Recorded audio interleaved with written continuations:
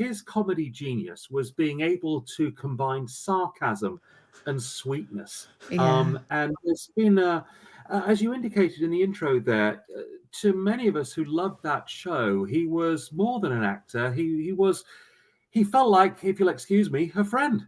Matthew Perry's legacy was laughter, and as we heard from those clips, his comedy genius was being able to combine sarcasm and sweetness. Yeah. And there's been, as you indicated in the intro there, to many of us who loved that show, he was more than an actor. He felt like, if you'll excuse me, a friend.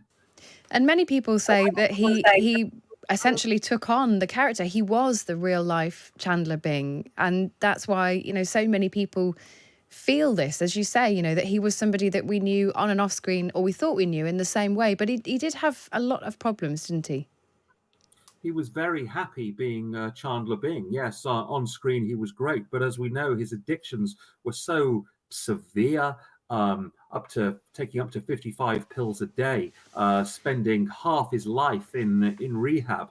I remember when his autobiography came out a year ago, it was one of the most powerful stories and revealing I've ever seen from a celebrity. But to his credit, he wrote that because he wanted to help others, to show that they're not alone, to basically make this suffering so graphic and so real.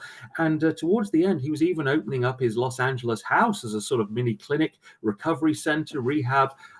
He was taking people who were struggling to play pickleball games with him, which was his latest obsession. So yeah, he had a great heart. He was always there to help. And I suppose because of that, because of his history with drugs, there are now questions about his cause of death. What more do we know this morning?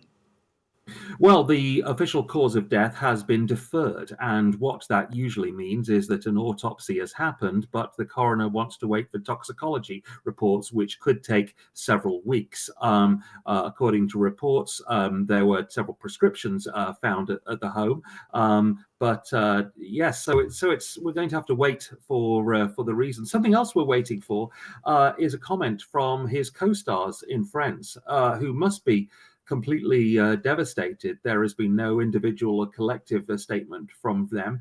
They were tighter than pretty much any TV cast ever, and it's like losing a member of the family to them.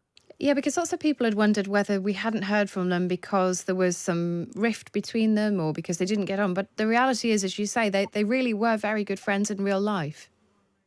Yes, they really were, and so much so that they would negotiate their contracts together. I mean, most long-running shows fall apart because one actor is on more than somebody else, but they had the same amount of money. They famously got $1 million an episode for Friends when it was at the height of its success, and they negotiated together, they played together, and when we saw that Friends reunion special on TV 2 years ago, it was the first sort of public sign that things were not right with Matthew Perry. He looked very sort of set apart from the group, very disheveled, not really with it. But at the same time, you could see the love and concern from the friends, putting their hands on him, their arm around his shoulder. They respected him so much. They made a group decision to give him the very last line in Friends, because his comic timing was so perfect. The last line was, "Let's all go for coffee," and He said, and where? he said, "Where?" And so no one else could deliver. That shows his comedy genius, really. And they were very generous to give him that line, but very sensible as well, because they knew his comic timing was world class. Yeah, I mean, lots of people have been talking and over the weekend sharing their memories of Friends. That show really wouldn't have been what it was without him. He was a fantastic actor. His performances, as you say, were just absolutely exceptional. He did lots of other things, though, in his career, didn't he? It wasn't just Friends. Yes, indeed.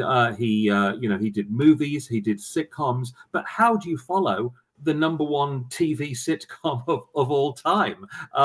Because yes, he had success, but you can't have success on that level. And Friends, yes, he was brilliant, but so were the others as well. This was a perfect ensemble, and their characters were so well drawn that the show almost sort of writes itself because their behavior is so sort of well entrenched, and it will be remembered and watched for at least another 100 years. Sandro Monetti, entertainment journalist, thank you so much for sharing your thoughts on the very sad death of Matthew Perry.